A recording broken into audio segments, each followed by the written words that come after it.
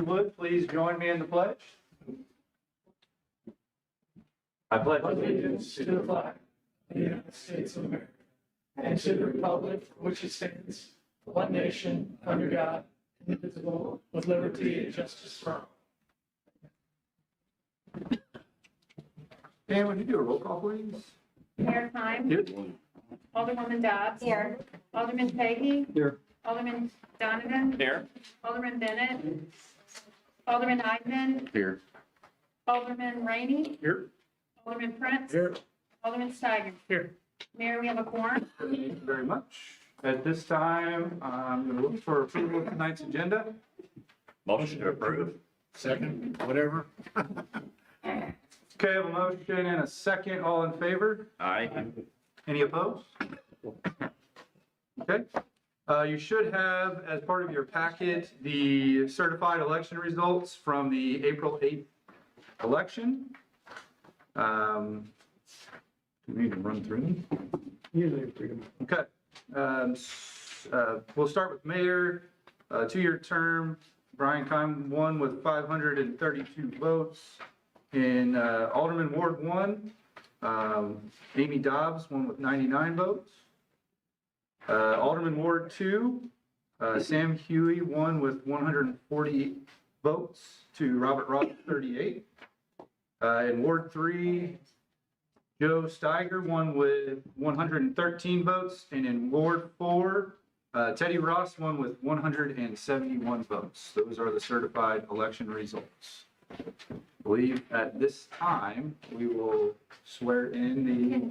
So do we need a motion? Yeah, we do, okay. So, Motion to approve. So, who got- Which one would like that? I don't care, I'll second it. okay, so I have a motion and a second to approve the certified election results. All in favor? Aye. Any opposed? Okay, then at this time, we will swear in the new members. Or everybody. Get everybody out there. Thank you. Guys,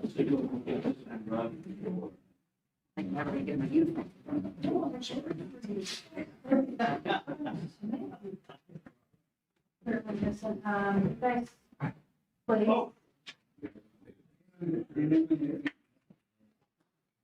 Already did.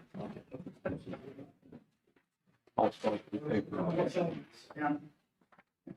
You want me to get the cheat sheet? If you want to read the cheat sheet. I've done this before. It's been a little bit. It never starts. Well, mine's gonna be a little bit. Okay. Okay, raise your right hand. Repeat after me. I state your name. I, Brian Keim, Do solemnly swear Do solemnly swear that I possess all the qualifications that I possess all the qualifications prescribed by law prescribed by the law for the office for the office of the city of St. Genevieve, Missouri. of the city of St. Genevieve, Missouri. That I will support the Constitution of the United States That I will support the Constitution of the United States and the state of Missouri. and the state of Missouri. The provisions of all laws of the state of Missouri And for all laws of the state of Missouri. affecting cities of the fourth class Affecting cities of the fourth class. and the ordinances of the city of St. Genevieve, Missouri. And ordinances of the city of St. Genevieve, Missouri. And that I will faithfully demean myself I will faithfully demean myself in the office of in the office of Alderman Ward 3 the city of St. Genevieve, Missouri, of the city of St. Genevieve, Missouri. for which I was elected on the 8th day of April, 2025. April.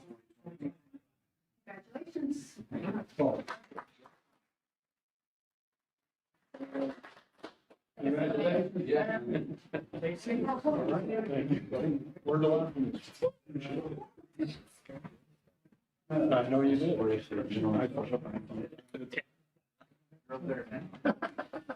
Thanks, Joe.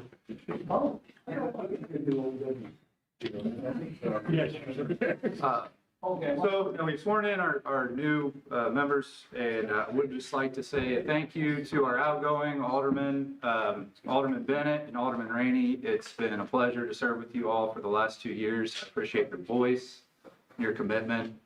This is not an easy job, and I think most people who have never done it may think that it is at times, but I'm sure you guys can attest that it is certainly not. But we do appreciate your service to the city, and I know that I speak on behalf of the people in your wards that they appreciate it as well. So thank you very much. And thank you, Alderman Bennett. You're not here. Maybe you're listening to us somewhere out there. I'll pass it on to him. Fair enough. Yeah. But thank you very much. Thank you.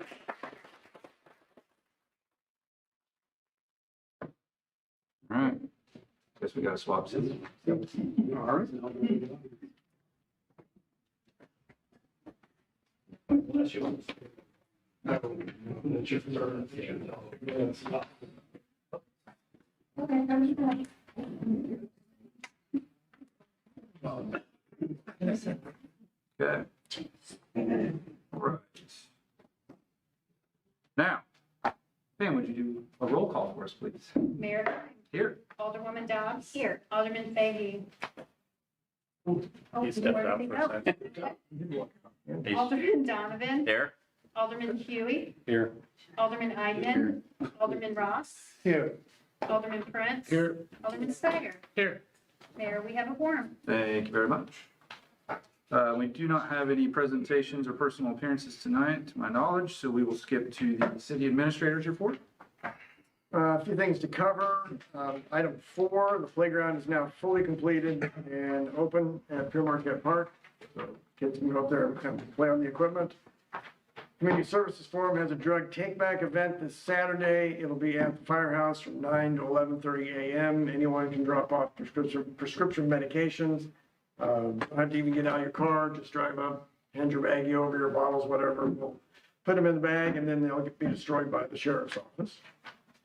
With the last of the 2025 road projects to be approved tonight, we'll be moving the remaining portion of that Prop S $10 million into some CDs at our deposit bank. That'll be about $5 million that's left for the time being. That will put in a 6-month rotation so we can gain interest on those funds that can then be put back into more streets and more of the asphalt and concrete that we're working on. The St. Mary's Road TAP project plans have been approved by MPS. After my last discourse with the board is discussing what was happening. Everything has now flown through quickly. So we came up with a design that they approved, and we can move forward with it. And just got to get plans finished first, get them approved, and then we can go out for bid. And we have reconfigured the tourism logo slightly. It's I'm sorry. attached. On that one, so what's the story? Are we doing, So we are doing it's a low profile sidewalk, but it's concrete. So it won't be the typical 6-inch curb. You're gonna look at it maybe 1.5 inches, like when you drive into our parking lot, you got that little lip. So it'll be low profile. We were talking about an aggregate surface, but they'd rather have it just be a smooth broom. So that's all it's gonna be, is a smooth broom, but it will be concrete and we're good to go. right? So why the low profile? So it doesn't impact the visual attributes of the historic homes, the historic buildings that are along that. So will this present a problem the next time we have to overlay or something in that area that we're down there milling and, Well, we're getting ready to overlay as it is. right? Yes, that's part of our project, or part of our Prop S project. But we have to make sure we mill that, we don't just pave it. So you can't just pave up next to the sidewalk. So at that point, you're gonna have to mill it down to the depth you need and then pave it back up and leave that 1.5 inches. The engineer felt that there needed to be some lip on there for some stormwater control that was gonna get out of hand. Right. Yeah, but, no, seems questionable. I think it's a good compromise, so Pardon me? I think it's a good compromise. I mean, I can see maybe down the road there might be some issues, but let's worry about it 20 years from now when we got to resurface it then, and somebody else can worry about it. 20 years from now. Complain to us, yeah. I think it's better than the alternative that we were discussing last time. Loose gravel. The gravel, yeah. Right. So, yeah, this has turned out well. And by the way, we'll be thickening it at driveways and those entrances so that it's not 4 inches thick, it'll be 6 inches. So it'll Trash turn the way of the vehicles. And attached to your report is how we've reconfigured the tourism logo a little bit. so that when we send stuff out, it shows it in the city of St. Genevieve. And then we're not confused with, the fully spelled out St. Genevieve logo. And we'll probably incorporate other parts of that, those local concepts, but this is what we're shooting for, or what we'll have in particular for the city. Any questions? Yes, sir. Yeah, Go ahead, Ted. well, I was doing number one here, reading through it and everything. We had two people that came to this meeting that were very vocal of what was going on. Have we got back with them, or what are we gonna do about it? So at this point, we're looking at the issues that they brought up with Dollar General and the storage units, the storage buildings that are behind there, trying to see if we can get some sort of cooperation to extend that stormwater that comes off of the Dollar General into the detention basin that they have underground. And then seeing what we can do to work with the property owner so that they can get their detention, or get their water into that detention basin as well. So David Boba has been with the property owners, trying to work with them over the last week or so. So we've had, a week to work on it. And we haven't got very far at this point. One of the issues we have is that it didn't show a connection when they split the lot for Dollar General. They didn't create an easement to go directly into that stormwater detention area. So we had to figure out some way to get that water there, or create a new easement so that you could connect directly to it. So we're looking at the old plans, trying to figure out what area is incorporated as the easement and what's not, what it would need to be. Okay, I think Dave said they're gonna go out and look at it the next day. Did you get out to see it and talk to anybody? I didn't talk to anybody that day, but yes, was out there and took pictures. Even later? Was out there Friday morning. Well, good, thank you. And the other guy that was here with the flooding, gosh, Mike, right? Kenny Schweiss? Schweiss. Huh? Kenny Schweiss? Kenny Schweiss. Yeah, Kenny. Can anybody get back with him? We talked to him right before the last storm, and we wanted to make sure that we had everything ready and set. So we had everything as we had prepared, ready to go in case the last storm event that happened. Mhm. We had everything out, the pump was out, barricades were out, ready to go. Okay, The time we went out, when we thought the water had gotten high on Washington, there wasn't enough water in the creek to turn the pump on, so we didn't have to mess with it. okay, and I guess we will discuss this in the future as far as, what Plan A is, Plan B, or whatever, and what we can do to alleviate that. Well, I think what we were talking about doing was what Alderman Rainey said is, come up with a plan as to what we do when these storm events are forecasted, and make sure that we get what's supposed to be set up is set up, that we have, numbers to call, people to call. We know what the process is to make sure our departments are notified in time so that they can get out and take care of either putting up roadblocks or covering the situations that we need to. And then my other question is about 4th Street. Has anything been done as far as looking at 4th Street and what Bob has brought up? Can we hold that till at the end? We've got an agenda item on there for mayor and board discussion. Can we, Oh, okay. If you don't mind, can we hold that till we? Because that's Yeah, we need to discuss it. Yeah, I agree. All right, thank you. Happy, and I may have to bring Dave in on this also and stuff, but if we have a repeat offender on a city ordinance, I mean, what do we have that says they can keep doing that, and we're gonna call them, we're gonna go out, and this particular case, we've had to do it numerous times. It has to deal with trash out next to the street, staying there, the stuff that's out there now. I guess the trash company they picked up the container, but they left one container in a pile of trash there. This has happened multiple times. Do we have anything that says like, okay, one time we'll go out, call you about it, maybe the second time, a little more stern warning, and then finally that we can keep this from happening multiple times, because this has happened multiple times. I know today it happened, actually, I think the police department was instructed to go out there, but even at that, it was basically at the police officer's,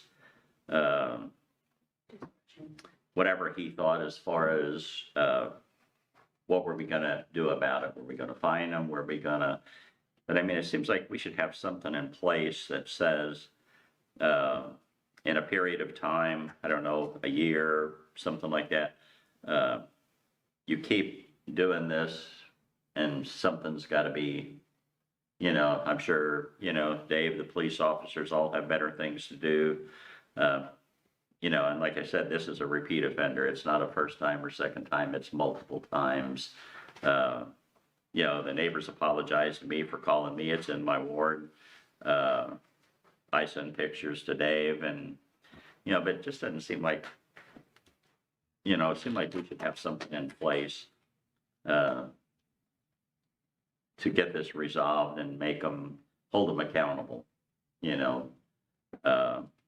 You know, because even the police officer going out, well, the next time it happens, what if we send another police officer out? He doesn't know the history of this and, you know, another warning and more wasted time. Right, right. But I would like to see if there was something, you know, something we need to get together, something we need to do that. And on another note and stuff, and I've talked to Dave briefly about this, I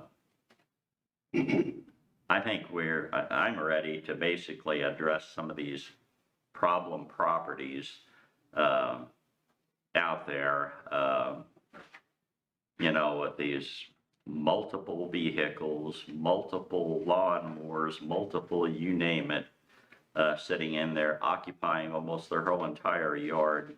I know we addressed that years ago. I know we had a meeting at Casey Hall. Wasn't a popular thing, but, you know, there's a point in time we as a city have to take some actions that may not be popular, but we need to protect the 99 out of 100 taxpayers that don't do this.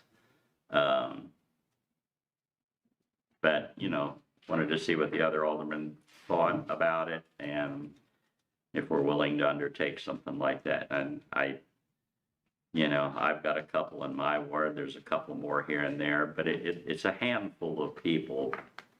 And, you know, one of the persons that brought it to my attention, you know, is the increased traffic in the area that they've seen this because of that and stuff, and just wondering why we can't do anything about it. You know, and I mean, I'm all for if we got the strictest nuisance policy around, that's fine, you know, but we need to protect those other 99 people that aren't like that and don't have that, you know, out there. I mean, bad enough I got to look at it, but I sure wouldn't want to live next to it. You know, I know we checked the license on the vehicle. We found a couple of minor things there. You don't have to have 10 vehicles in your yard, or 11 or 12, 8 lawnmowers, or, you know, it's just a multitude of things that shouldn't be in a residential area. But I think we need to protect the people more and address those few. So Bob, are you saying that I think what you're maybe saying is I think that we need to be more proactive and Absolutely. not just leave it up to the citizens to call to complain, but maybe if, Well, I mean, even if The they city call and police or something complain, seeing we don't something? have an ordinance on the book to prevent it. This is Do you want to bring it back as an agenda item yeah. for our Absolutely, next meeting? I think absolutely. if it's worthy of discussion, I think the board Yeah, maybe, I mean, it's a fire hazard too, okay, for the city. why don't we, you want to work with Happy and get kind of some verbiage on what you're thinking, and we can do some research on what the ordinances are Yeah, currently, and then maybe how to go about enforcing them in a different manner. yeah, and I think do some research with some other cities around, see what they've got. And of course, too, you know, I want to do it within the law, but,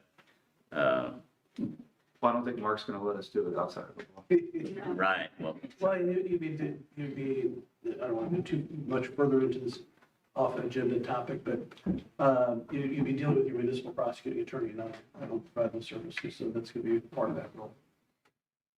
no, I didn't want to get into a big discussion about Yeah. the plan No, proceedings, so. it's worth bringing up, and I think we'll, let's look at it for an agenda item here in a couple of weeks, and we'll, Sure. yeah, Thank talk you. about it. I think it's a good idea. Okay. Any other questions for, Happy regarding his report? Comments? Okay. Thank you, Happy. We will move ahead to staff reports tonight. First up, we'll have Chief Hollick, Police Department. Good evening. Everybody's got a copy of my report. You can see March was pretty busy for us. Had quite a bit of calls. A lot of drug incidents, some DWIs. The guys were just doing a DWI grant hearing.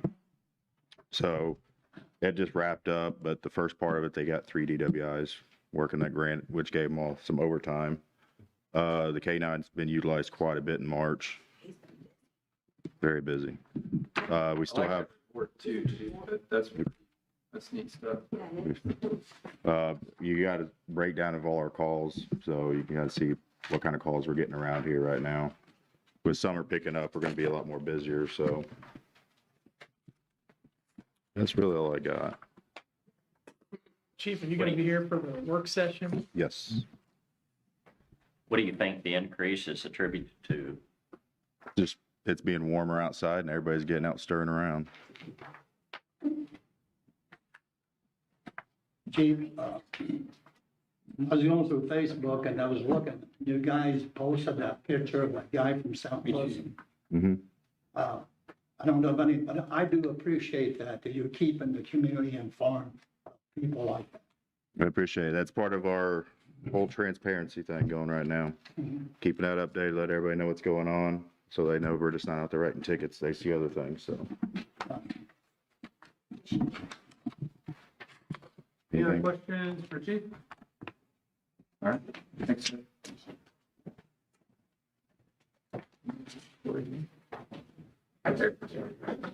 Erica's here with Alliance. Good evening, everyone. For the benefit of the new aldermen, first of all, congratulations.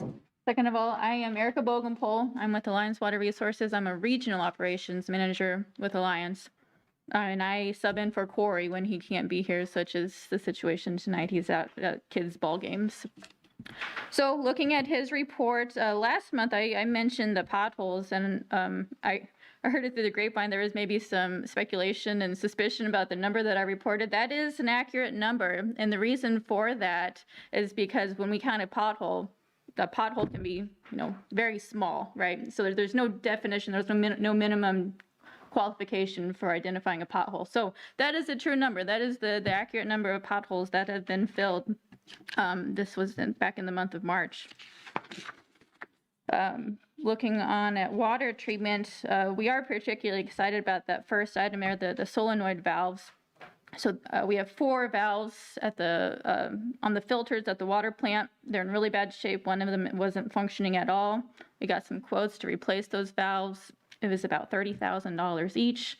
We said, well, let's tear into that first, see if we can figure out what's going on here and make repairs to it. And sure enough, we replaced the solenoid in the valve for about $1,200 versus the $30,000, and it's working beautifully. So we hope we can move forward and make the very insignificant cost-effective repair to the rest of those valves and be in really good shape for a much smaller price than it would have been to replace the whole valve.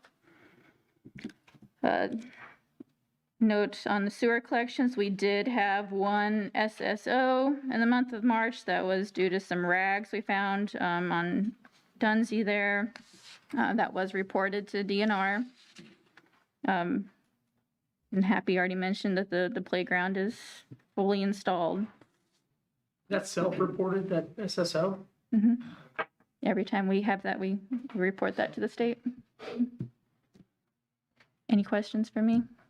I know, Happy, you were out there too, but I was gonna ask, for that Craftco machine, for, the crack filler, are we gonna, is that one we purchased, or that was a demo, or? Purchased and it's just in the garage at this point until we can get it back out and start working with it again. I know it sounded like the guys like it, so we bought it? Yeah, that was it.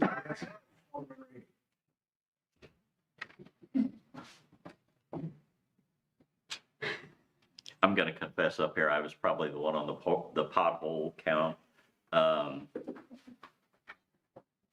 There's still a lot of them out there. I mean, any time frame of, like, are we gonna do, potholes so many days a month or something? Because it seemed like those always get put off. And I know you've got a number down here. I mean, I've got some that have names, I think and stuff, but,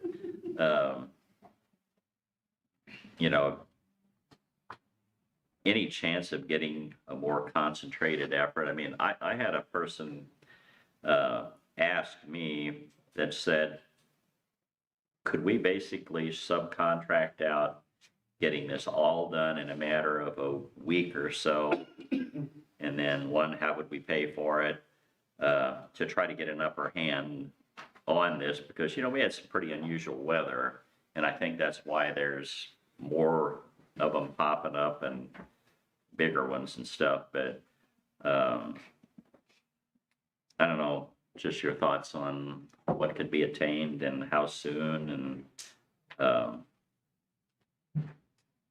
So I will have to ask Corey more specifically as far as what the schedule looks like, but I am hearing that you'd like for there to be a greater emphasis put on patchwork.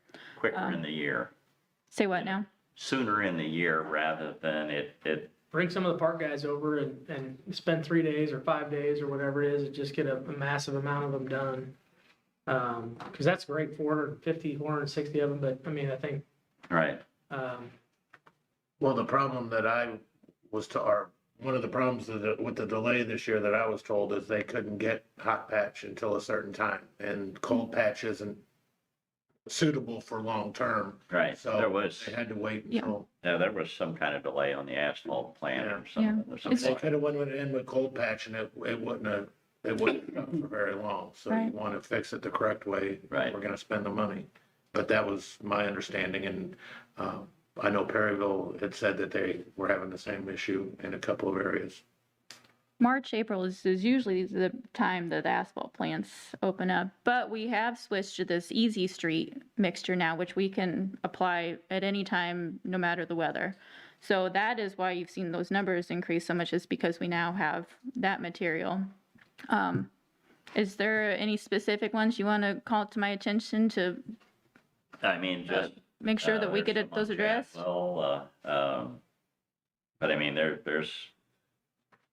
a lot of them out there and stuff, but is it a manpower thing that causes not being able to get to them, or?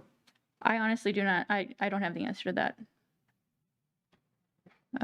But, this person asked me, well, why don't we just subcontract it out, and maybe we can get some financial relief from Alliance to do that instead of paying them to do it, than us do it by a contractor and get them done, especially before the summer, when there's a lot of tourists in town and that type of thing. I don't know if that's possible or not, but I just like to see whatever we can do and stuff to Yeah. get them fixed quicker and better, but I know another limiting factor is going to be the purchase of the material itself. So we have a budget for purchasing the Easy Street or whatever the material is. And so well, that brings up the question, is that more expensive? I don't know the answer to that either. I'll have to get back with you on that. Okay, let's spend I it know. up, and then if we run out, we'll address that budget issue if you run out. Let's not wait and try to extend it over 12 months. Let's use it up and come back to us and tell us you've used it up, and I think the board here would be fine trying to figure out a way to find another 10 grand for, if that's what it takes. So, I don't have any idea what it would cost to have a crew do it. Maybe it's something we could ask and find out, but I know if, I'm on the committee to review any increases with Alliance, I might ask them, might be more generous with an increase if you'd add a person that maybe could alleviate some of this labor, that's going on and stuff. I mean, I think they do a pretty good job managing the people, and the time, but I don't know everything they do. I mean, don't want to and stuff, but it's just that potholes are Okay, a big concern. okay. So what I hear what you. is the response time? If somebody calls them about a pothole, or if they go to Bob and say, hey, there's a pothole, if he contacts Alliance, what is your response time to take care of it? I think the answer is it depends, probably on how bad the pothole is. If we have material on hand, if we have other priorities, I guess I would turn that around and ask you, what is your expectation for that response time? Well, I mean, I asked you a few weeks ago about the potholes about on 4th Street coming in.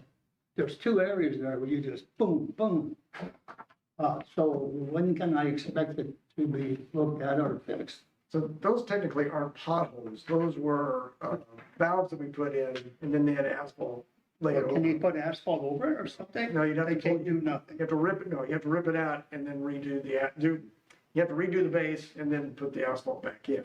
So with the chance of that bridge being redone this summer or fall, I mean, we don't want to spend time and money on that, if it's gonna be part of that project on that bridge. Okay, but can somebody look into that and see what the cost would be to fix those 2 places there? Tourists come in and boom, boom, like, gee, I don't know. I mean, you're telling me there's a big process. I'm saying there's a project in that area, So, yeah. maybe. I have no idea when I the don't project's like gonna that. start. So you don't know what has to be done in order to fix that? Well, so it's valves, so we would have to expose the valves and put razors on them so that there's not that dip when you drive over it. Okay, It's settled asphalt, so the base wasn't compacted well enough, and then it's settled. So that's why it would take pulling out all that asphalt and then recompacting the base. okay. And Alliance did this? Yes, Okay. And my other question is, I'm trying to figure out, over at Progress Parkway where the community center is, that road the Progress Parkway is touching 32. the concrete part of it, right? It's terrible. Yes. So whose responsibility is that? Is that our responsibility or MoDOT? MoDOT, MoDOT, And and we- MoDOT has to come out and fix all that concrete that you're dodging. And trying they've to been go called around. many times. It's a crater. Well, I know you call MoDOT. I've called personally about that. You can't miss it. Mhm. Okay, that's all I want to know, who's responsible? Sure. Who needs to be contacted? Okay. Yes. Off the topic of potholes. I had a citizen contact me and they need the light bulb changed on lamp 59, On what now? lamp 59 on Main Street. It's out, it's been out for a while, and they would like for that to be replaced because it's really dark right there.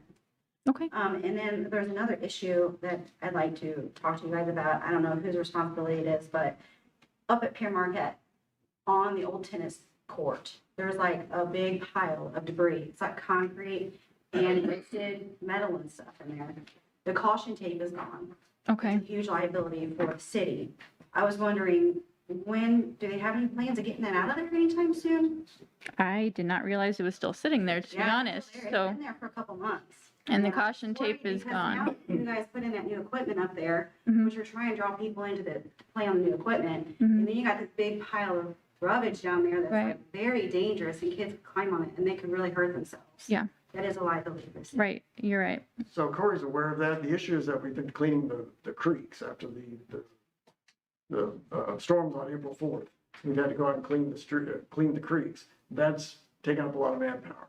So that's put us behind on trying to get that stuff out of there. Yeah, so at a minimum, though, we need to get the caution Yeah, tape we back need- up yeah, we and need that. adequately barricade that so no one can get into Yeah, it. at Yeah, least. Yeah. okay, Thank you. we'll do it. And otherwise, I am hearing we want a greater emphasis on potholes. So, I apologize Noted. for, I know you're not front and center here and stuff, Right. but you're the person that can really get it. Yep. Yes, sir. Thank you. Thank you, Eric. This time, we will open up the floor to public comment. Public comment?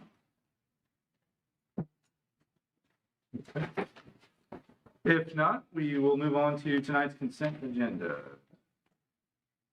Got a little bit of a discussion on the last item on there. Resolution 2025-35? Yes, Move to take that out of the consent agenda for discussion. no, I didn't want to take it out of the consent agenda. Do we have to?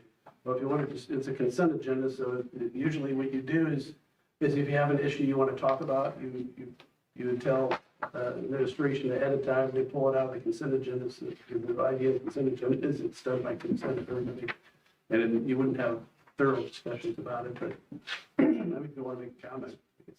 Well, yeah, I don't want to pull it out of the consent agenda because it's a timing issue and stuff, but we were faced with it, being on the committee, we were faced with a 25% increase and didn't have much of a choice. Understood. Do you have a motion for that, Mayor? I'm sorry, I miss. I don't believe there's a motion out there. Move to approve the consent agenda. Second. We have a motion and a second. All in favor? Aye. Any opposed? Okay, thank you all. At this time, the St. Genevieve Board of Aldermen will hold a public hearing at 6 p.m. On which time citizens may be heard on the proposed water sewer rates to be set by the Board of Aldermen. We are going to open this public hearing at 6:38. At this time, okay. So you have, the board should have at their seats, but we'll discuss it here. We have some new proposed water sewer rates. We'll start with the current minimum water rate that is currently set at $7.53. The new proposed minimum water rate would be $12.50. The unit charge per 1,000 gallons currently sits at $8.57.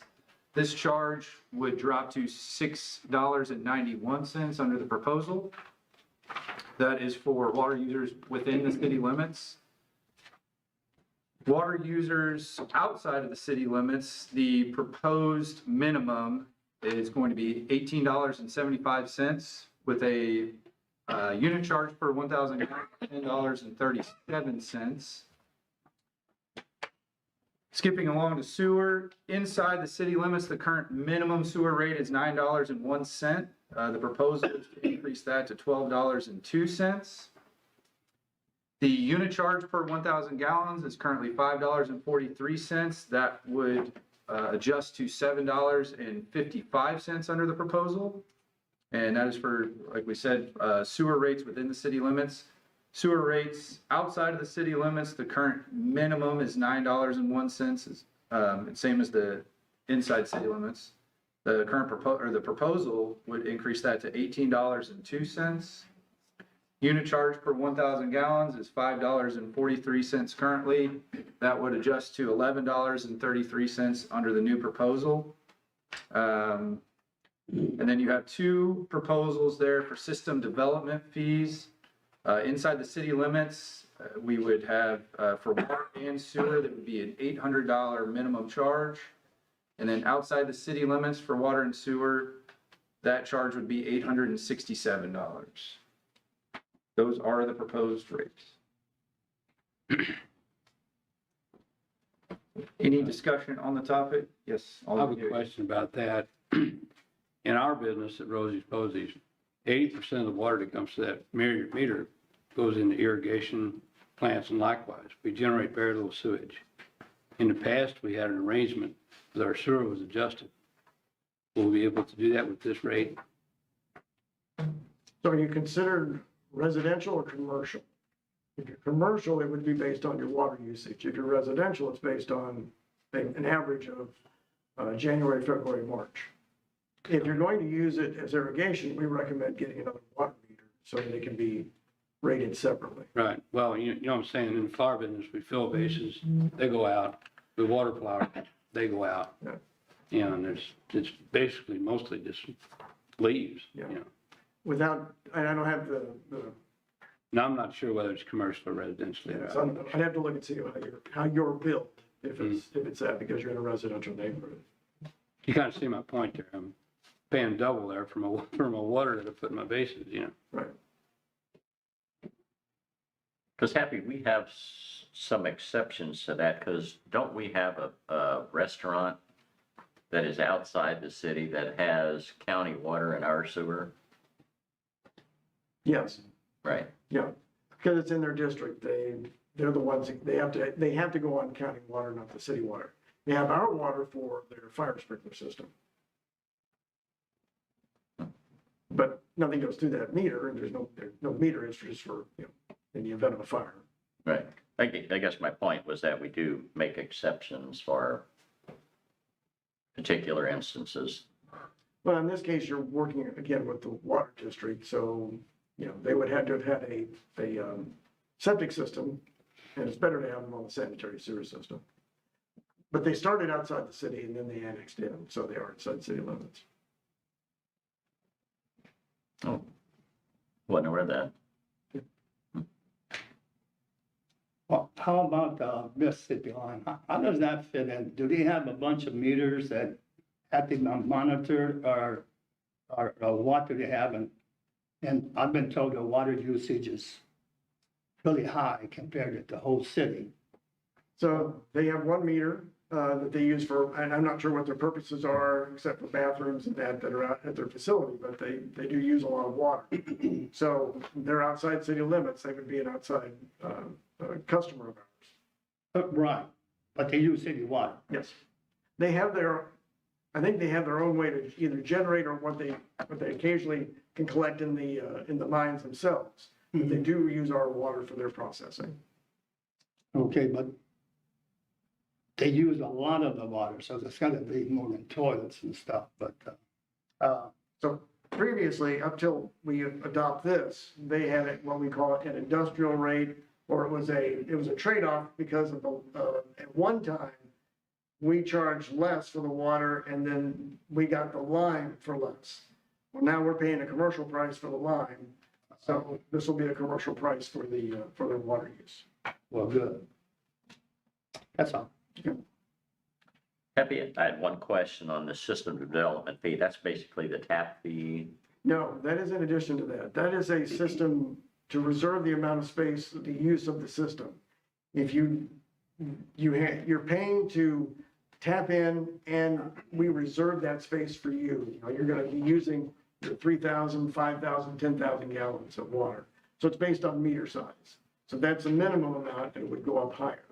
So if you were gonna have a 1-inch meter, it would be more than the 800 or the 867. But that's to reserve that space in our system for your use. So we don't currently charge for that. No, we have a tap-on fee, which would be in addition to this.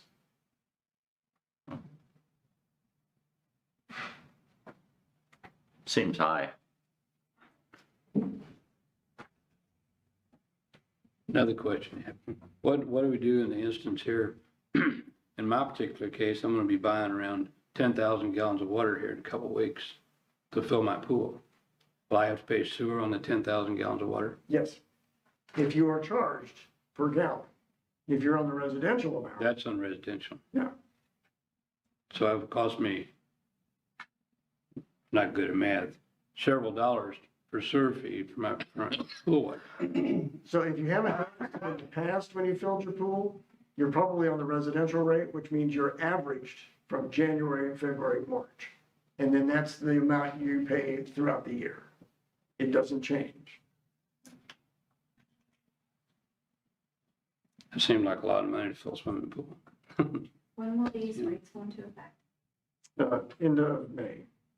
Be the June bills that go out. So I don't remember, we hired the guy to do are these in line with what he recommended, or are they? Oh, yeah. These are his charts that you see. They're right, I thought they were. This is strictly pulled from the modeling that he showed us. in our rates compared to other communities, some were a little high, some we were kind of. We were This pretty more low. kind of puts us in the middle. We are not outrageously above the mean for water usage or sewage usage. So we're probably we're gonna move up that scale now because we're increasing our rates, but other communities will have to do the same thing at some point. Yeah. For the system. And are these development fees commonplace? I've seen them in some cities, haven't seen them in others. And so just his recommendation based on what our fee schedule is and how we need to make sure that we have enough equipment, we keep the system up to date. I mean, because we've seen what the numbers look like, revenues and expenses. Yeah, I don't know if I can, as far as these rates, I mean, I'm just one, but, the rates seem fine of what I've looked at or been exposed to, but these development fees, I mean, we're trying to get some more rooftops in here and. Bob, we talked about him for about an hour and a half the other day when he was here. I agree with you, it's a new, non-tap fee, but it was a way to get the system up to date, whereas what we're fighting. So, I mean, you can either add it to your every month rate, or you can have these development fees one time for new customers. So it's a tough call. I mean, it's one way. Okay, so if further discussion on this between the board, I'm going to reserve for when this does come up, the ordinance does come up for first reading. But if there's any other public input, I'll leave it open at this time. Okay. So with that, we're going to go ahead and close the public hearing at 6:48. I don't want to shut down the discussion. I just want to shift it to the ordinance. I'll make sure. Okay. We will move to some old business tonight. We have a second reading of bill number 4669. This is an ordinance of the city of St. Genevieve, Missouri, accepting a proposal from Metro Ag Incorporated and authorizing the mayor to enter into a contract for the removal and land utilization of residuals from the wastewater treatment plant. Move to approve. Second. Okay, I have a motion and a second. Pam, would you do a roll call, please? Alderman Steiger. Yes. Alderman Prince. Yes. Alderman Ross. Yes. Alderman Eidman. Yes. Alderman Huey. Yes. Alderman Donovan. Yes. Alderman Fahy. Yes. Alderwoman Dobbs. Yes. 8 yes, 0 no's. Bill number 4669 now becomes ordinance 4590. Thank you. Moving along to new business, you should at your seats also have information, the approval of the low bid of Joker's Paving in the amount of $416,942.60 for the 9th Street roadway improvement project. Move to approve. Second? Okay, I have a motion and a second. All in favor? Aye. Any opposed? Okay. Next up, we'll have a first reading of bill number 4670. This is an ordinance of the city of St. Genevieve, Missouri, amending municipal code chapter 715 user charge systems, specifically section 715.040 user charge rates subsections A and B by revising the water use charges. So if we did want to further that discussion, we could do so now, or if there was any more discussion to be had on the topic. Move to approve. Second. Okay, I have a motion and a second. All in favor? Any opposed? Okay. So we'll move to a first reading of bill number 4671. This is an ordinance of the city of St. Genevieve, Missouri, amending municipal code chapter 715 user charge systems, specifically section 715.140 sewer charges and billing, subsection D, by revising the sewer use charges. Motion to approve. Alderman Prince, did you have? Well, Yeah, I got a question in regard to the sewer use charges. Sam had brought up about the filling of swimming pools. I know in years past or at one time, and I don't remember how long ago it was, I believe somebody told me that they called City Hall and said, hey, I'm filling my swimming pool. And it took a few days for it to happen. And I don't know if that's something that's checked every day on a report with those electric meters or whatever. But they said that they were charged a wholesale rate for that water and didn't have sewer attached, any kind of extra sewer charge for it. Is that something that's true or not? I mean, not since I've been here, we haven't done that. But to your point, the sewer is charged differently. They average that January, February, March, and so it's your sewer rates that you're using. That's true. So that when you use 10 extra 1,000 gallons or 15 extra 1,000 gallons of water in June filling your pool, it's not going to affect your sewer rates because your sewer rates were based on the usage of your sewer in January, February, March. Unless you're filling your pool in February, then, then you've got probably a beef, But is there a wholesale rate when they're wanting to do something like that, if they notify? No. Because what you're looking at is less than what we're putting in here as our user charge fee. We would charge them instead of the $6.99 per 1,000 gallons, we charge them maybe $4.50 based on a wholesale price. And we have had to manufacture this water, pulling it out of the ground, running it through the system. So selling it for wholesale will lose money on something like that.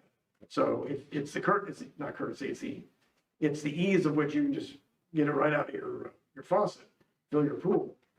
But yeah, you aren't going to be dinged on your sewer charge. So you're not paying that amount.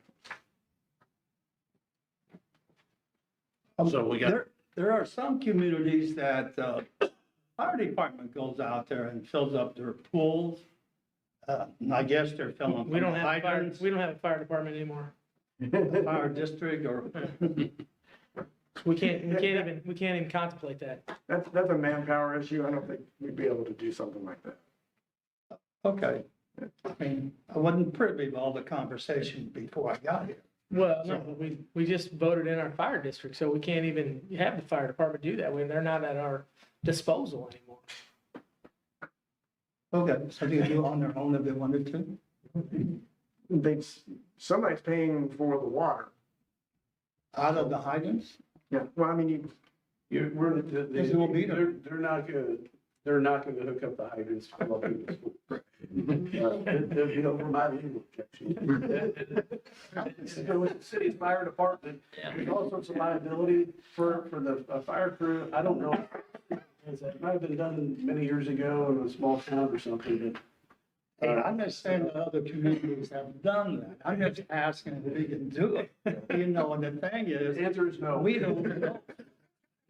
Well, you're speaking for the fire department. I'm speaking for the city of San Genevieve. Oh, it's We're not going to allow the fire department to use the water out of the hydrants to fill people's pools. It's just not going to happen. and maybe a little give back to the people that live there, but that's okay. So we have a motion, don't we? Yes. I'll second that. Yeah, I'll go ahead and approve the motion, but I have another question. I have, in fact, took many times to a fire hydrant with a water truck, used a backflow preventer. We did it all the time in Bloomsdale. Right. Now, is that water, this construction coming into here, there's gonna be water trucks getting water for these jobs, for dust control, compaction and so forth. Are they being metered for that water?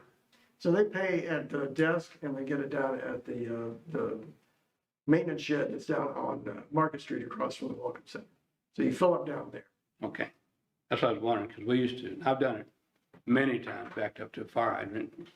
Don't use a ball valve. Right, so if it has to be on a remote site, yeah, that's how you would hook up to a fire hydrant. They have to come in and rent that meter, which is a meter system. Yeah, the big, And then they can put it on the fire hydrant. okay. But we don't do that for residential swimming pool filling. No, I'm just saying as far as water usage, you're talking about the rate and so forth like that. So they're paying the same as And regular. then you have the start of the meter and you have the end number of the meter, and that's what you're trying for. I think we did get a second, Yes, correct? correct. So I have a motion and a second. Any further discussion? Okay, all in favor? Any opposed? Yes, nay?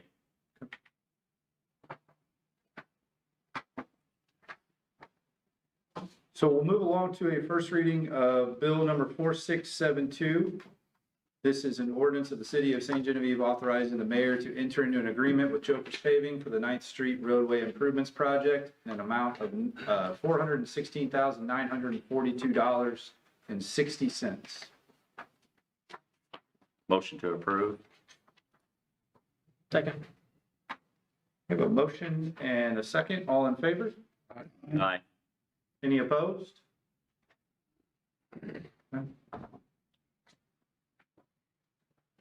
Motion for a second reading of bill number 4672. I have a motion for a second reading.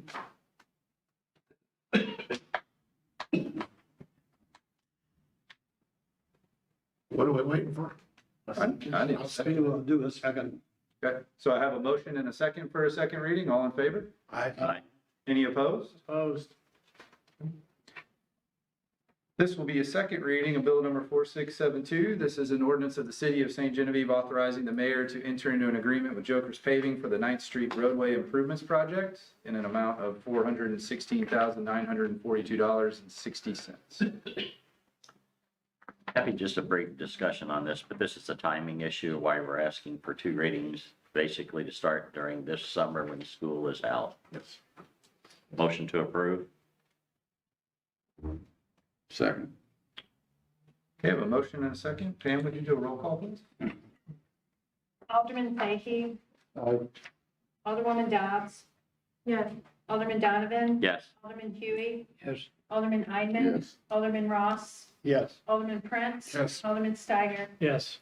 8 yes, 0 no. Bill number 4672 now becomes ordinance 4591. Thank you. Last up tonight, we have a first reading of bill number 4673. This is an ordinance amending the City of St. Genevieve Municipal Code of Ordinances, Chapter 700, Utilities, Article 2, Charges and Billing Waterworks System, Section 700.070 and 700.090, as set forth below. So just some clarification on this. This is where we're installing the system development fee. This would be the section of ordinance that we're putting it in. We've also had some, what we feel is overuse of our data logging, going out and getting the digital information, where it might be 5 days a week, we're doing it for one business. We feel that that's too much to ask of the city to do that, so we're trying to limit it. And if you want that service to be done, there is a minimum charge that we want to include. So that's what your section 2 includes.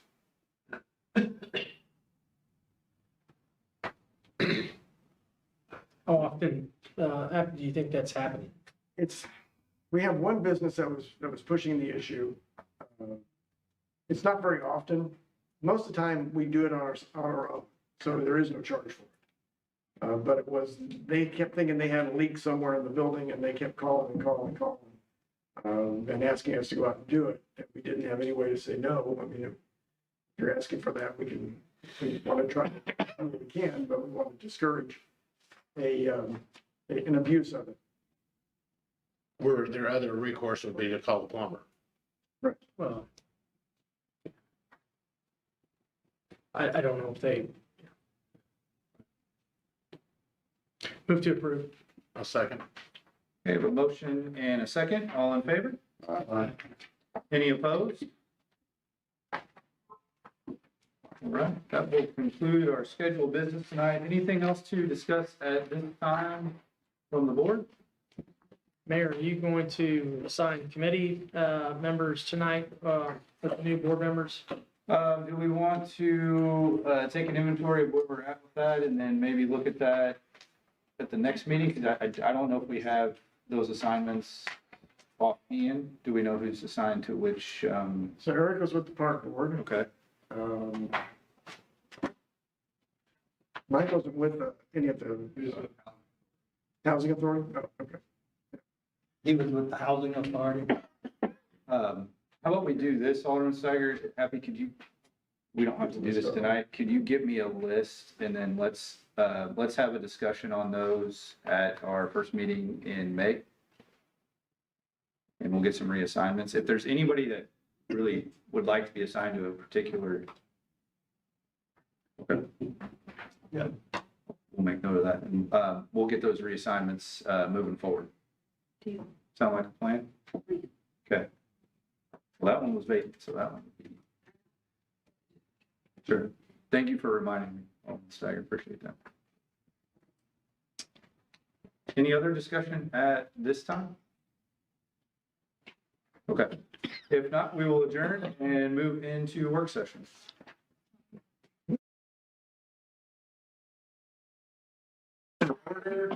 At this time, we're looking for approval of tonight's work session agenda. And Mayor, Yes. can I move, we change the order of the business items so that we get some of these residents out of here quicker? They've already been waiting for a while. You want a motion I to, move to approve the agenda with the change of business items from 2 to 1 and 1 to 2. okay, Second. thank you, Mark.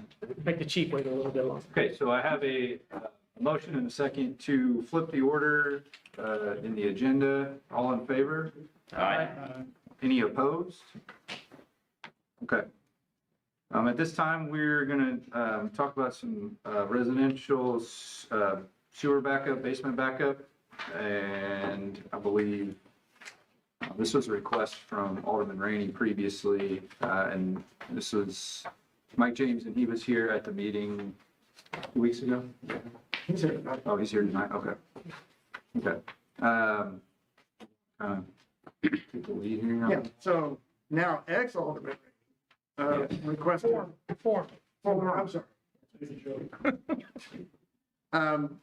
He had been talking to Mike James at 770 Point Base Drive, sewer backup in his basement from the April 4th rains. We know how heavy those were, and there was an issue with the surcharge in the sewer main on Point Base Drive, backing up into his basement. This had happened before, and he had to, again, clean up the mess that was in the basement. He had contacted Alderman Rainey about it. Alderman Rainey wanted to bring it before the board because generally and first off, having dealt with this in other cities, it generally gets rejected by the insurance company, and then, then there's really no other recourse that you should do after that. However, if you would like for us to submit these to the insurance company, we'd be happy to do that. We've got things set up, but felt that it was important that Mr. James have his opportunity to speak to the board about the issue and about how this has happened before. And I believe at one time the city did have the board decided to assist with some finances that he had expended for cleaning up of his basement. So if you want to take the floor. I think we also have an online that might be one of the. Yeah, Tracy Etherton is an next door neighbor, and she also had some issues, has had issues before. Well, I'm here today to ask for the city to reimburse me for the loss of my belongings in the basement and the labor that we've had to clean up the mess that was made by the sewer backup in the basement. And I was hoping to see if the city would reimburse me for this. Do you have totals on that? Mike, what did you think what the costs were? Well, I do. I have $5,000 of insurance that would cover part of it. The total loss was, I have estimated here, $11,057.95. And $5,000 of that was covered with my insurance. We left a balance of $6,057.95. I feel that the water, or the storm water, somehow got into the sewer system, which I don't think should have happened. I don't know, the level of the sewer system needs to be raised. The manholes needs to be raised to prevent this from happening, the stormwater getting into the sewer system. Is there cracks in the sewer system that we don't know anything about that allows the stormwater to get in the sewer system? Should the lids, manhole covers on the sewer system be sealed? I don't know. But I sure don't think that stormwater belongs in the sewer system. So all good points that he's making. What we find is there are people that are upstream from others that connect their downspouts into the sewer system, sanitary system. They'll connect their sump pumps into the system. We try to control that when we do our building inspections, but we don't always catch it. And especially when there's downspouts, it's harder to see where they daylight in a house. So are there other issues? That's why we're doing a sewer survey as well with Cochrane to see if we can find what these issues are and start making any repairs that need to be made. Well, we've done dye tests, we've done smoke tests. I mean, we've had Alliance on board for a long time helping us with this too. And I think Point Base is kind of proven that we have stormwater influence into our sanitary sewer.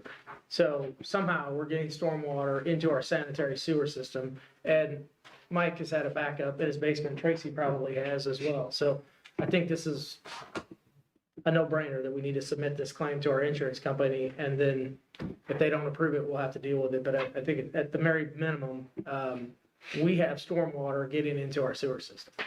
It's I won't say it's our fault, but something's going awry, and we've got an old city with old issues, and we've got to keep addressing them because we have residents that are going to keep having this happen, and we can put a backflow preventer on there. It's a valve, and it's mechanical, and it's gonna break. So us offering to put a $14 backflow preventer valve and have them pay for the labor to do that, that's an option, but it's mechanical, it's gonna break, and it's a bad solution. We need to keep stormwater out of the sewer system. So I hope the board agrees that we need to at least submit this to our insurance claim and see where it goes, because this is our stormwater getting into our sewer system.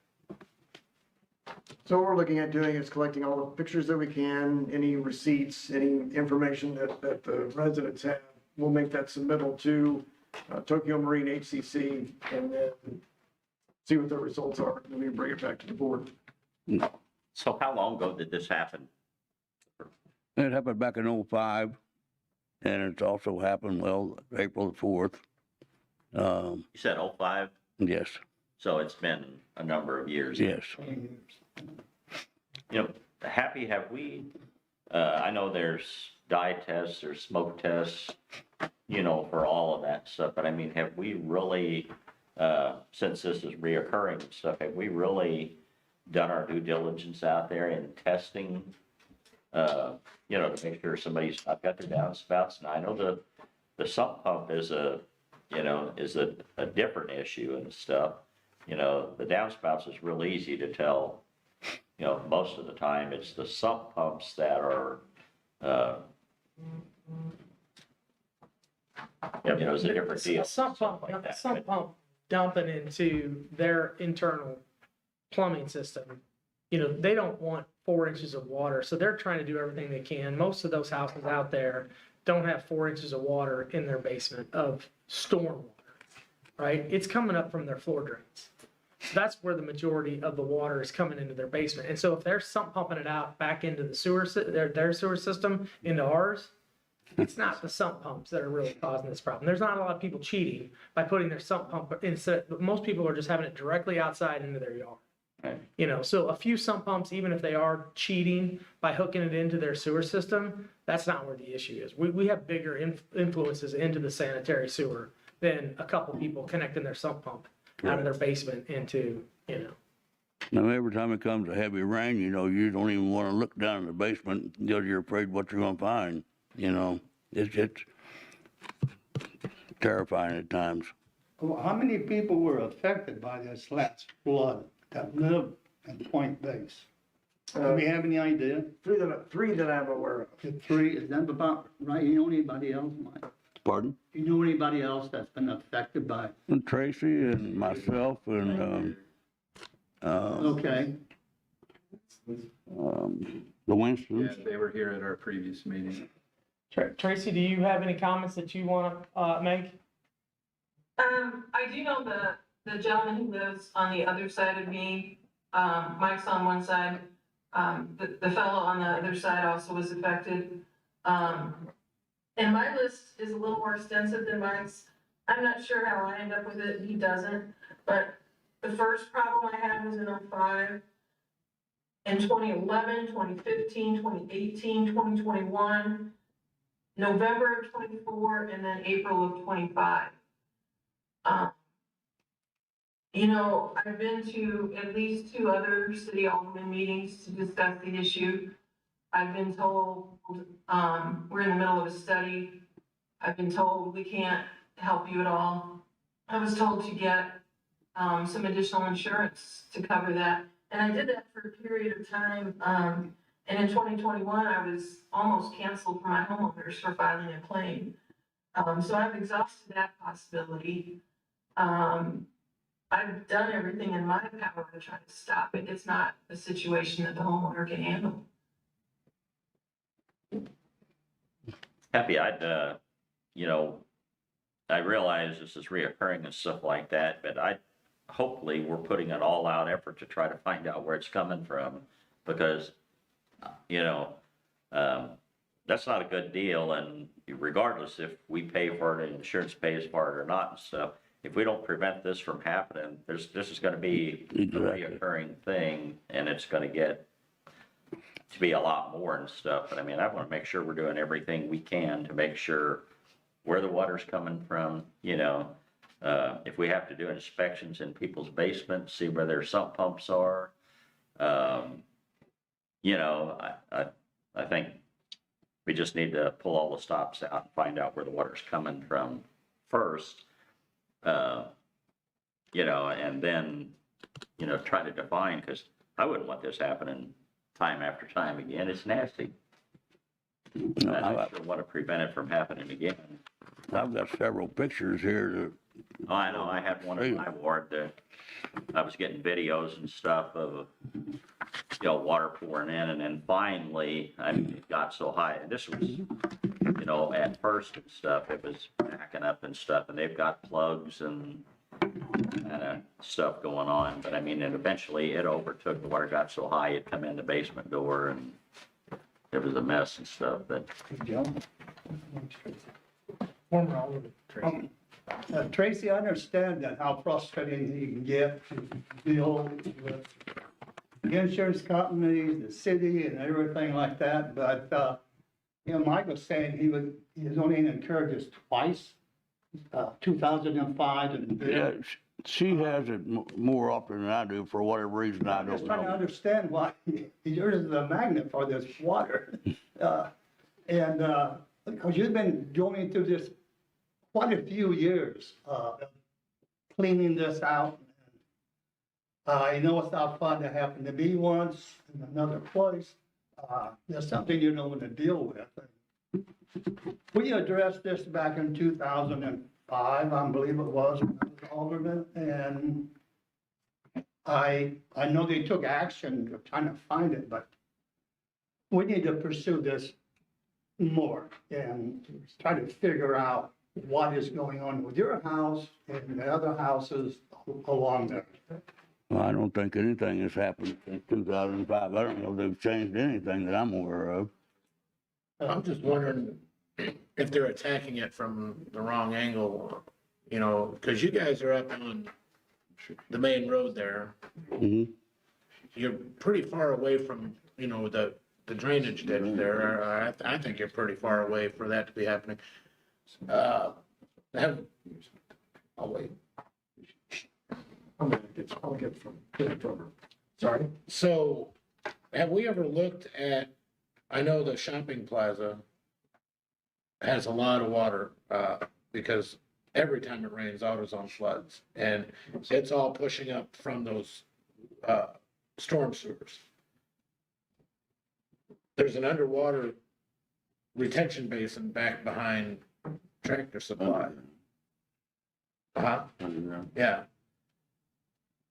Could that be something in that area that's infiltrating to get down there? Have we ever looked from that angle due to the I mean, there's a lot of water and it's backing up. When it's pouring down rain, and I got a video on my phone, all the drains inside the Plaza parking lot, they're rushing water back up through them. And then when that happens, it comes directly into AutoZone. But I don't think we've ever looked at the water coming from that area, which it's all going down towards your place, down to that big thing. I think we always looked at it before for what was coming up off of Progress Parkway and down. I think we got more of an issue from what's coming from the shopping center over than it is what's coming down. And I don't think we ever looked at it from that angle. Isn't the water source that little creek that goes along the ball field and where the new subdivision is gonna be? Is that the one? That is. That's where it drains Look, too. I mean, the last time you guys had a problem up there, wasn't that we did some work behind Weiler's house by the baseball field and all that? We cleared a bunch out of there. The church helped us with that, and we did, and that seemed to keep it from happening again for a while. But I don't know if we ever looked at, and I don't think they had water this time, did they? I think one resident back there did. I don't know what their name is, so I can't remember their name. Lives across the street from the Genevieve's. I think they had. I think we just need to study the whole entire area out there, not just assume that it's coming from the Progress Parkway area and down. I think it's coming more from, I mean, just because I know where you live, I wasn't sure where Tracy lives, so I wasn't. She lives right beside of me. Okay. And we're gonna be forcing more water Right. down when we fix the shoe issue, when we get Highway 32, Justin on MoDOT comes in and puts in the other culvert there, we're gonna be forcing more water towards Point Base. Don't know if it's gonna make it worse or better, but we're gonna be adding more water to get it out of Point Base subdivision. So that issue's been addressed by the board as far as all this rainwater that's coming from the new subdivision around there. Well, It's going into the same, No, it's going a different direction. it's going a different direction? Yeah. Subdivisions, the new subdivision. Oh, I didn't know that. So you've got a watershed that feeds, the Progress Parkway watershed is separate from the watershed that comes down the shopping center, because that's Point Base, all the way up to Park Drive and the hospital. That's where all that water comes down to the sinkhole on the north side of Oakwood. It's not the same. I don't know. It wouldn't be the sinkhole, because the sinkhole is downstream from his house. I don't know. But The water's gotta go someplace. Doesn't the sewer line run along that? So you've got a storm sewer that's coming out of the shopping center that goes towards that area, towards that sinkhole. That's the natural route. So there is a pipe that comes out of that system that, that you're a part of, that goes towards the ditch area, or whatever you want to call it, that runs to that sinkhole. I'm not smart enough to even comprehend what the answer is. That's why we have engineers and Alliance and stuff. Can we submit this insurance claim is what I would move forward in the work session, but also can we give Alliance and Cochran 3 months to get back with us on how we can resolve this issue? Well, I mean, we're in the middle of one survey now. I don't know if we have time to just tack that on to it. And we're gonna delay the other part, and the other part does have a sunset from DNR. But I can see if we can kind of maybe shift their focus over to that area, but I don't know if we can, how deeply you want to look into it, because we looked into it. Deep enough to get the problem fixed. I mean, Yeah, that's gonna be deep the enough to number get the one problem. concern, is get the problem. We've kicked the can down the road for 20 years. So I don't want sewage in people's basements. I feel bad for the people that get stormwater when the creeks rise and you get stormwater in your house. I know that sucks, but I know it really sucks when you get sewer water in your basement. Erica, does Alliance and all of their management of sewer stuff, I mean, do they have any high-tech stuff to be able to assist in this, that they can bring an expert up? Or surely they've got somebody you've dealt with this before, I'm sure. So I don't know that it's necessarily a matter of having an expert on board, but having the manpower and equipment. We did do a project not too long ago for City of Clinton, Missouri, where we brought in a team and we had a systematic plan of manhole inspections, and we stuck a camera down there and really identified which of the manholes and which lines needed the sealing work done, and then we're able to take that list and present it to the city and said, this is where you need to spend your money on your CIPP work and manhole rehab work. That's something that we could talk about some more. Yeah. I'm all for fixing the problem first and foremost, whatever we do otherwise on, but if we don't fix the problem, we're just gonna be back here time and time again, and I wouldn't want it in my basement. I mean, I want the problem fixed. Tracy, do you have a dollar amount on your? I do not have one, because when I almost lost my homeowner's insurance and knew that filing a claim was not something that I could do, it was not an option, I cleaned it myself, and wow, I sure hope nobody gets sick and there's nothing wrong, but how much money am I supposed to keep throwing at this thing? Understood. Would you be able to, for the most recent event, if there is a dollar amount of damage or time that you suffered as a result, would you be willing, and I assume you probably have pictures and or videos of the, maybe? I have some. Would it be comparable to get an estimate to have the same treatment done to my basement? Say that again, Tracy? I mean, I don't have receipts. Could I get an estimate from a company that would come and do the cleaning? It's as good as anything. Why not?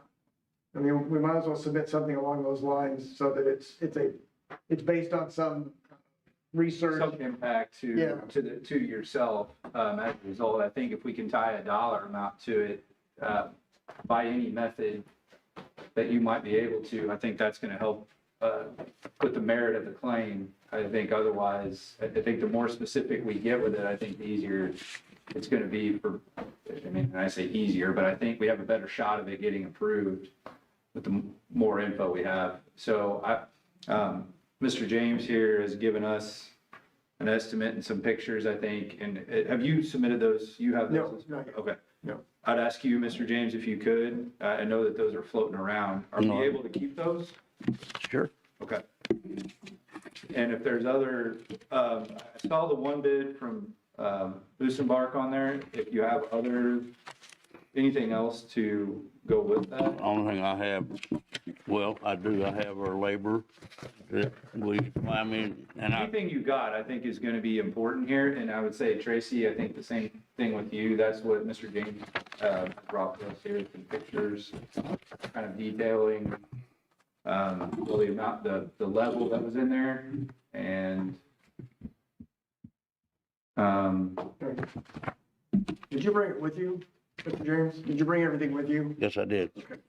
I can make copies of that. Okay. And then Tracy, if you would like to get that information, you could send it to myself, or if you want to send it to Happy directly as well, you could. But you would like, if you could compile that information, I know it's more work for you, but I think the more specific we can get with the claim request, I think that's going to give us a better chance of getting it approved. Okay. There's also some discussion going on in the chat from another person who's on the Zoom. They're not identified. We didn't know they were on there. Okay, well, I saw the conversation. I thought you might be interested in that piece as well. I don't getting some information to you in the next week, if that will work. That would be great. And then we'll keep you abreast of what we're doing to try to alleviate the issues in the future. And, as soon as we do have maybe some definitive information on what may be causing this, I'm sure that we're going to have some kind of conversation with all the homeowners in that area and anybody impacted. So I'm sorry that this has happened, and I know it's been a long road for you, but I appreciate you taking some time to sit in on the meeting and join us this evening. And the same thing for you, Mr. James. Thank you for coming and, Thank you. and talking to us about it and getting us the info. Okay. And we'll do what we can here. We're gonna. It's okay with you guys. We're gonna try to get this submitted through insurance, and if not, then we're gonna revisit it. And I think you've heard discussion here with the board. So I think there's going to be further discussion if that claim is not granted or if the claim is not awarded to us. I think there's going to be further discussion on this in between this board, and we'll notify you ASAP on that. All right, thank you. Thank you. Thank you, Chair. Thank you. I appreciate your time. And there's your comments from the other Zoom user. This is what happens when we don't have a hosted, or we don't have somebody watching over this. I never see the chats. I think she's done. Oh, gee.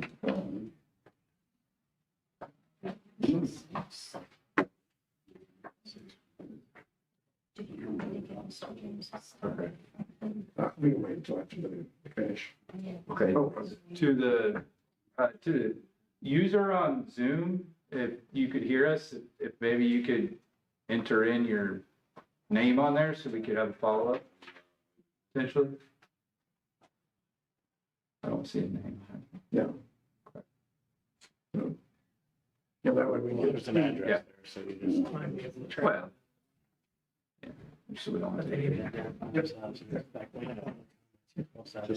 Okay. And we'll keep the chat open, and if you can, put your name in there, that'd be great. And then we can follow up on the issue on 6th Street. Oh, here we go. There you go. Thank you, Bradley. I appreciate that. Erica, if you have something or, something you could put together, I'd be happy to meet with you to see what, we could do to, Similar to what you did at City of Clinton or along Right. those lines. And again, we yeah, took probably 2 or 3 months, and we knew where the problem area was, and we looked in every manhole and captured data, and were able to, or go to the city to have this line camera, and have this manhole recap. And just, we know that's what needs to happen, no matter where it doesn't need to happen, right? right. But yeah, please get a hold of me. I'd be glad to go along with you or whatever.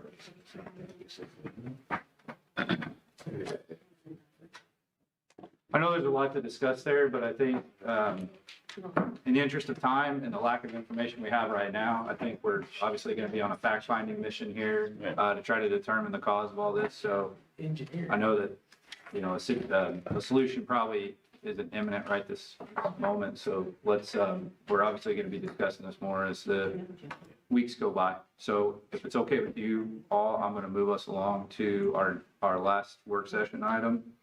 So we can begin discussion there. So this is regarding the engine replacement in one of the police cars. And I think, Chief, do you want to speak on this? I mean, I know there's some information here, but my understanding is we have 3 options here. So we could more or less let the car go and it's going to be scrapped next year. We can replace the engine through the Dodge dealership for $9,746.78, or we can replace the engine with help from Alliance, and that would cost us $5,053.67 plus parts. With no warranty. With no warranty. Do you have a recommendation based on what you're? No labor warranty. There's still, engine warranty. I don't know what O'Reilly's is. AutoZone's is 4 years unlimited mileage. I was gonna say, why wouldn't there be a warranty? There has to be if it's a. Yeah, there's no labor on the labor because, Alliance is gonna be doing it, but the engine itself is warranted. I just want it fixed. to be honest. Right. Is it a newer vehicle? No, it's one of the slick tops that was supposed to be replaced last year. We've already sunk some money into it, replacing different things. Without this vehicle, I can't really hire another person to fill our spot because we don't have a vehicle to put them in, so someone's gonna have to share a patrol car. My intentions with it is I'd like to get it fixed, so when we start replacing cars, we'll take that one and use it as a spare because it's gonna have a new motor in it. Sure. So we'll get more life out of it to let it keep it as a spare. So the intention is to put it back into the rotation, even though it was ready to be phased out. My intentions already was to get rid of that Explorer.